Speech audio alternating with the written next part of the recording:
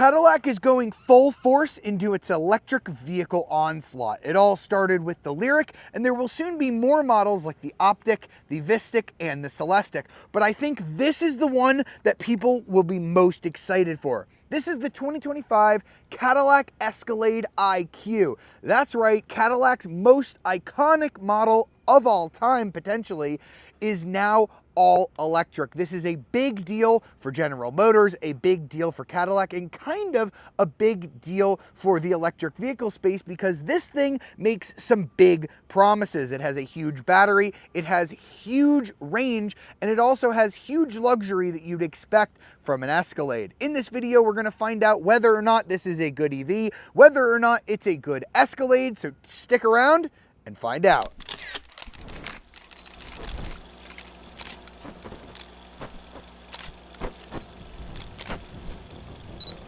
Now let's begin with an exterior walk around of this very big boy, because although it has the Escalade name, this is actually based on a different platform than the gas-powered Escalade. You'll find this very same Ultium platform used on the Chevy Silverado EV, the GMC Sierra EV, and the GMC Hummer EV, SUV, and pickup. This thing is absolutely enormous. You can see here at the front, we've got a very different front end from what you'll find on the regular Escalade. You have this really nice lighting animation that is just so cool here on what I believe is the Sport 2 model. There's only 4 trims of the Escalade IQ, Luxury 1 and Luxury 2, Sport 1 and Sport 2. Basically, the 2s get more luxury option, and the difference between the Luxury and the Sport is a little more black elements here on the outside. I don't think it's a huge difference between the two. Honestly, I could kind of take or leave either one of the trims. But as you see, we've got a little bit of Lyriq inspiration here. We've got kind of this clear Cadillac logo with all of these kind of intricate patterns up here in the front. This is a lot smoother of a front end. GM actually says that this is their most aerodynamic full-size SUV ever, 15% lower drag coefficient than the regular gas-powered Escalade, which is kind of a big deal. And then if you're wondering how this stacks up in terms of size compared to the Escalade, regular gas-powered Escalade, it's actually quite a bit longer. 224.3 inches long. That is big. The regular Escalade is just under 212 inches long with a 120.9 inch wheelbase. This thing has a 136.2 inch wheelbase, so a lot longer. And the crazy part is, this isn't even the longest one, because there will be an Escalade IQL. Think about that the way that you would the gas-powered Escalade ESV. That thing is 128.5 inches longer, so about 4 inches longer than this. That's the longest SUV in production, and it's actually about 1.5 inches longer than the Escalade ESV, which is kind of crazy. Also crazy are these wheels here on the Sport 2, 24 inches, the same size that I complained about on the Silverado EV for ruining the ride, but we'll see if Cadillac has been able to fix that issue. I'm not a big fan of the wheel style because, as you can see, there's a lot of gloss black there, and when you drive it around and it's not fresh looking, you can see that they do look kind of dirty after just a little bit of driving around. So not my favorite wheel size, nor is it my favorite wheel design. And then you'll see here at the back, this is where the Escalade IQ most differs from the gas-powered one. You've got a very different taillight design. You've got kind of this lower portion here and then the upper portion up here. You've got your Escalade IQ badge, letting you know that this is the electric Escalade. And then over here on this side, Cadillac, I can't believe they're still doing this, but 1000 is to designate the amount of torque in Newton meters, and then E4 basically just means that it's all-wheel drive, because all Escalade IQs are going to be a dual motor electric system. Now, the next thing that we got to talk about here on the outside has got to be the doors. We've got power opening and closing doors on the Sport 2 and the Luxury 2. You don't get those on the Luxury or Sport 1. All you do is click the little button inside the door handle and it will open up. You can actually set how far you want it to open. You can do just a little bit if you don't like it going all the way. You can have kind of a medium setting, but no matter what you do, they will actually stop before they hit you. You just click the button and they're going to go ahead and stop by themselves. I'll demonstrate them stopping. So I'm going to stand here in front of the door And as you can see, it gives quite a big buffer as to not hit you, and then you can just kind of manually open it the rest of the way. And that was just to demonstrate that you do have these power doors on all four doors, which is kind of nice, very similar to the BMW i7 in that manner. It's a really nice touch, honestly. Kind of makes it easier to get in and out of this thing in parking lots. This is a really big car. You don't have to worry about your kids accidentally, hitting the car next to you. That is a really nice luxury feature. As we get onto the inside, you'll see that ours has this really gorgeous kind of bluish gray leather interior. It's got like a really nice kind of streak pattern here. We've got speakers in the headrests. This thing has a really crazy stereo system. You can get a 19 speaker AKG audio system or upgrade to a 36 speaker system, or if you get the executive second row seating, which we'll talk about a little bit later, it upgrades it from 36 to 40 speakers, which is absolutely nuts. Here on the Sport 2, these are heated and ventilated seats with massage. Of course, you get all of that on an Escalade. This is an Escalade after all. Now, in terms of shutting the door, because we have the power doors, all I'm going to have to do is put my foot on the brake. It will automatically boot up the car and it will close the door for me. And you can see that this interior is very different from the previous generation Escalade. It is a little bit more similar to what you're going to find in the updated 2025 Escalade though. We've got kind of this really nice steering wheel. We do have Super Cruise standard on all Escalade IQLs, which is kind of nice. 2-spoke steering wheel, very nice materials and stuff in there. We've got our digital gauge cluster where you can have different options here. So I can have it be my night vision if I wanted to. It'll start up the night vision camera, although that really doesn't work too well here in the daytime. I can have it be my full Google map if I want, if I don't want it there on the main screen.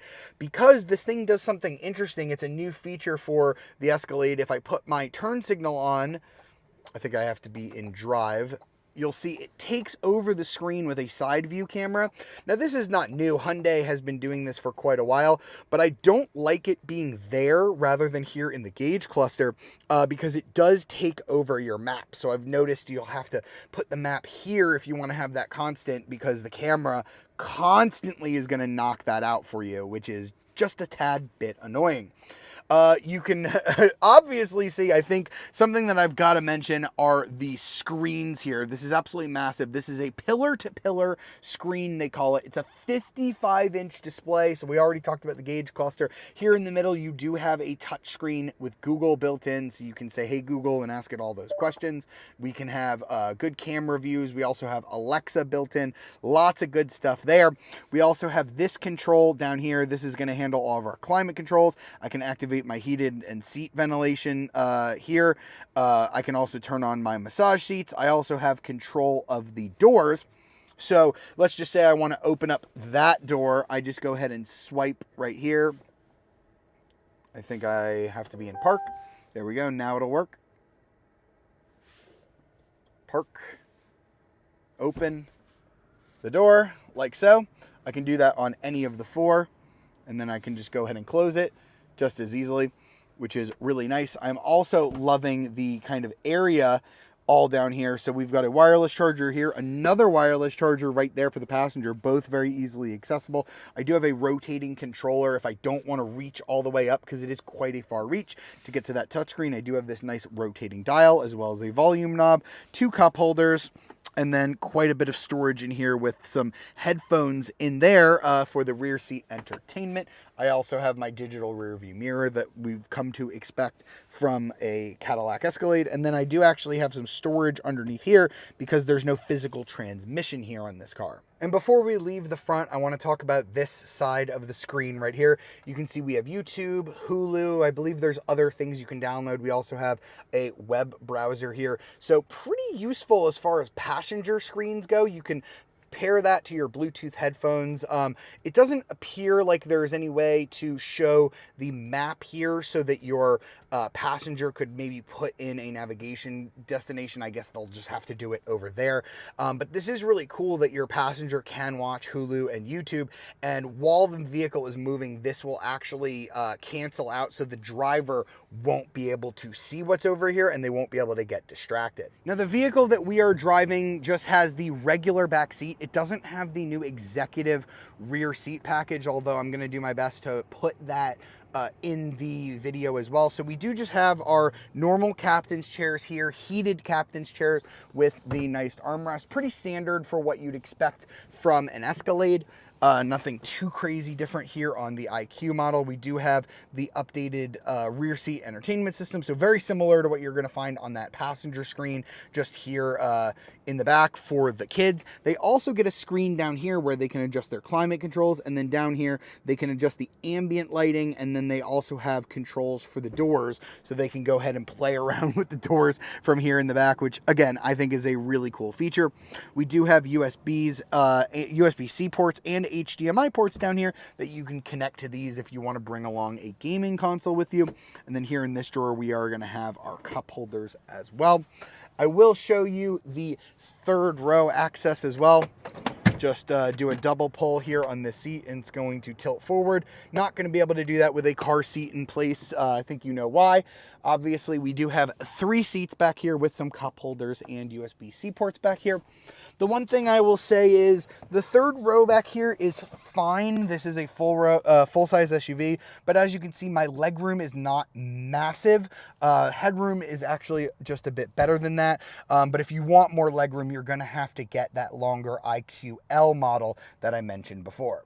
And the last thing we got to talk about here is the trunk. We do still have the Cadillac crest opening it up, but it isn't a button. It's kind of more of a touch sensitive thing.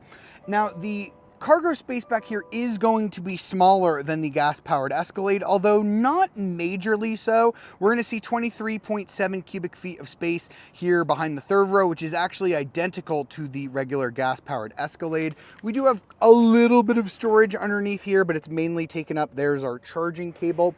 And we do have the ability to fold down these seats via power, this third row here. So just click these 2 buttons and those will go down lickety split. I love how fast Cadillac does that. And that's going to open up 69.1 cubic feet of space, which is a little less than the gas-powered Escalade's 73 cubic feet. And we've got just over 119 cubic feet total. I can go ahead and fold down that seat. Again, a little smaller than the gas-powered Escalade's 120.5. Now the IQL is going to have about 125 cubic feet of space, 75 with the second row and 24.2 behind the third row. So it's not that much bigger. The Escalade ESV is still going to be your cargo carrying king, but honestly, it's really not bad. This is pretty much the biggest, most spacious 3-row SUV that you can buy. The Volkswagen ID Buzz, I believe, has a comparable amount of space, maybe even more space, but I will show you something that the Volkswagen ID Buzz does not have, which is a front trunk. So if you combine the area there in the back with this, so this front trunk is going to have another 12 cubic feet of space. The difference becomes a lot smaller. This is a huge trunk. Unlike in the Hummer and in the pickup trucks, you see that this is carpet lined. So a little bit nicer if you're putting, bags and stuff like here. This is not meant to be, kind of a tailgating area where you kind of hose this down. This is an Escalade after all, but this is not too deep. It's a little bit shallow, but it does go really far back vertically like that as well. So I do really like the ability to have this much front trunk space that not a lot of SUVs in this space. The Lucid Gravity does have a really nice frunk as well, but this is quite a lot bigger than the Lucid Gravity in terms of overall carrying capacity. All right, so now let's hit the road in the 2025 Escalade IQL, the first ever all-electric Escalade. And I think the first thing that I really want to convey is that I believe this is the first full-size Ultium product from General Motors that I genuinely feel is like worthy of its badge, because I think that the Silverado EV feels like a completely different vehicle from the gas-powered Silverado. But this does drive like an Escalade, even though the two are based on different platforms and they look different and they have very different powertrains. And even though we are riding on 24-inch wheels, we do have magnetic ride control 4.0 with standard adaptive air ride suspension, and it is doing a really nice job soaking up the San Francisco back roads, as well as even when I was driving in the city of San Francisco, which is terrible pavement.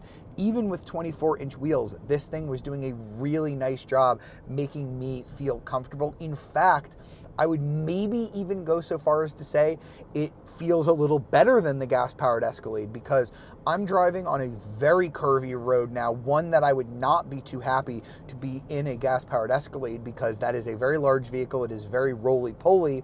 But I have this set into its sport setting, really tightens up the steering. The steering on this car is very light, but it does weight up really nicely when you put it in sport mode, as does the suspension. It's not a ton of body roll, even though I am chucking this thing into corners, but it doesn't ruin the ride either. Even in sport mode, it still rides reasonably compliant, but it is going to minimize that body roll, and I am really enjoying the sport mode. It's also going to dial up the throttle response, and you do get a little bit of sound pumped in. The Escalade IQ is pretty much nearly silent when you're just driving in your tour mode, but when you go ahead and put it into sport mode, you are going to get a little bit more kind of noise to it, which I'll show you right now. Nothing too crazy, just like a little hum to, let you know that you really have that power going.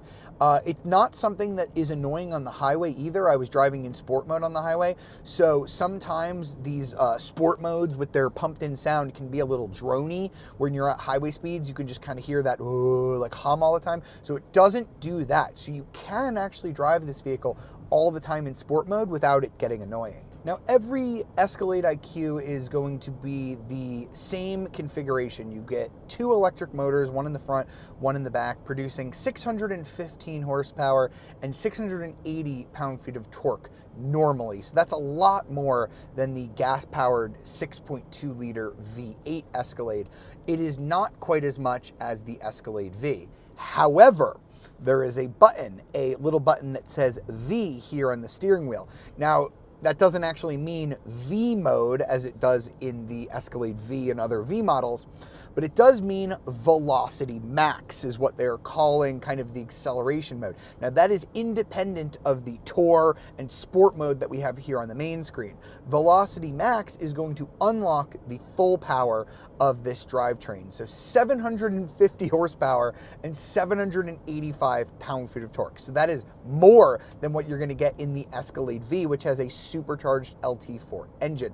Now Cadillac says this car will do 0 to 60 in under 5 seconds is all they quote, under 5 seconds. Actually, this morning on the presentation, they went a little further than that and said it'll probably do it in under 4.7 seconds, which we are going to do our best to test today. So even with all of that extra power, it's not quite as quick as the Escalade V. This thing does weigh like 9,000 pounds, so even though it is more powerful, it's not quite as fast as the Escalade V, but the performance is significantly higher than the regular non-V gasoline Escalade, and it can still tow 8,000 pounds. So you have to consider that when you're looking at the pricing of the Escalade versus the Escalade IQ, is you're getting standard four-wheel drive, you're also getting a whole lot more power than you will in the standard Escalade. So you might want to consider that when you're just measuring the price points, because the Escalade V is more expensive than the Escalade IQ, but you are getting actually more power and very similar performance in this electric model. And now we get to the main point that you probably want to know on any electric vehicle review, which is how far am I going to be able to go on a charge in this? Well, the Escalade IQ has a massive battery, over 200 kilowatt hours usable. It's about a 212 kilowatt hour pack total, the same big unit that you'll find in things like the Silverado EV and the Hummer EV. And the range is outstanding because this is actually a little bit more aerodynamic than any of those vehicles. 460 miles is what Cadillac quotes, making this the longest range EV SUV that money can buy. That's further than the Rivian, that's further than the Lucid Gravity. So really good numbers. Although, remember, this battery is huge, so it will take a while to charge. In fact, General Motors doesn't even quote a 10 to 80% charge time.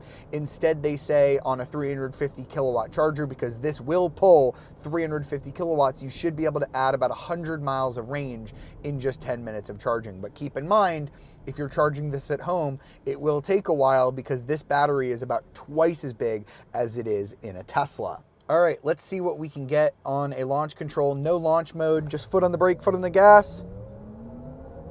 Come on, Escalade. That's 60. 4.85, not too terrible. So that's definitely under the 5, not under the 4.7 that they claimed, but we do only have 78% battery, so I'd like to try that again, maybe with closer to 100%. But yeah, it doesn't throw you off the line. It definitely feels quicker than a gas-powered Escalade. I have a truck here. I'm gonna go ahead and pass it, but I do have to kind of bury my foot, especially if you're only in the Tour mode. The Tour mode really relaxes that throttle, so it feels quick, but you definitely hit like an aerodynamic wall where the speed doesn't really feel like it increases all that fast. So I do think that this feels quicker than the gas Escalade. I don't know if it feels necessarily as quick as the Escalade V, but I'm also not getting all of the supercharged noise that I would in an Escalade V.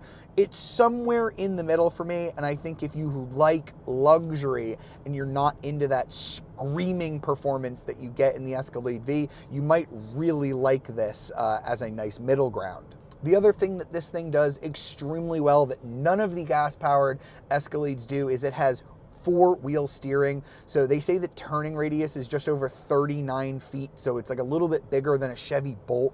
That is something that I don't love driving Escalades for because they are very big and very cumbersome to park. But because I have the rear steer on this one, I can maneuver into spots super easily. I love that ability of it. And I even have something called arrival mode, which is not at all similar to what GMC has in the Hummer, which is called crab walk mode. Basically, it's going to steer you in the same direction as the front wheels so you can kind of crab in directionally. It's a little bit more of a gimmick than I would find as a useful feature, but the four-wheel steering is excellent and makes this feel like a smaller vehicle than the gas-powered Escalade, which is something that I really like. So I guess the question really is, are you ready to go electric? Because this thing has the range. You're really not going to have range anxiety unless you're going somewhere where you don't have a charger, God forbid, and then it might take a really long time to recharge this. But in every other pretty much measurable way, it's just an Escalade. It does cost a little bit more than a gas-powered one, but it does cost less than an Escalade V, and it gets you very close to that level of performance. Are you ready for it? That's a question you're gonna have to ask yourself, but let's go ahead and pull over so that we can talk about how much the Escalade IQ is gonna cost you. So that's going to wrap up our time with the 2025 Escalade IQ. Pricing starts at just under 130 grand. You'll spend about $500 more if you want the Sport 1 trim. The Luxury 1 is the entry-level model. Big step up to get to the Luxury 2 at just under 150 grand, but it gets you the power doors, it gets you the 36-speaker AKG sound system, gets you the 5-zone automatic climate control, and a whole lot more for your $20,000. The Sport trim, just a little bit more than that. Again, about a $500 upgrade. The IQL we don't have full pricing for, but we know it's going to start at $132,695, so it's about $2,600 more than the regular Luxury 1 Escalade IQ. If you need more space, you know, it's the same reason you would buy an Escalade ESV. So now let's answer the question, does this feel like a proper Escalade? Yes, I think it does.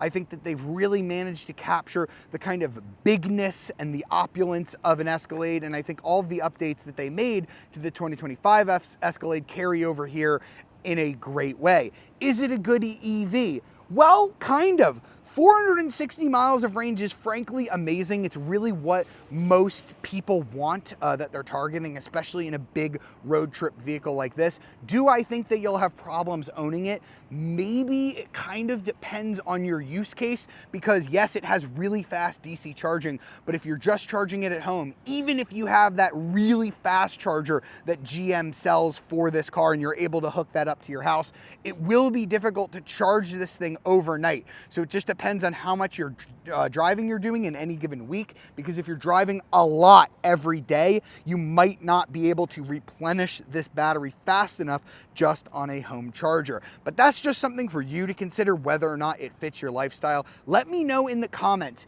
do you like the Cadillac Escalade IQ? Would you buy this over a Rivian R1S or the new Lucid Gravity? I really want to hear from you. And as always, if you enjoyed this video, be sure to like, subscribe, and ring that notification bell to be alerted of our latest videos. And I'll see you next time.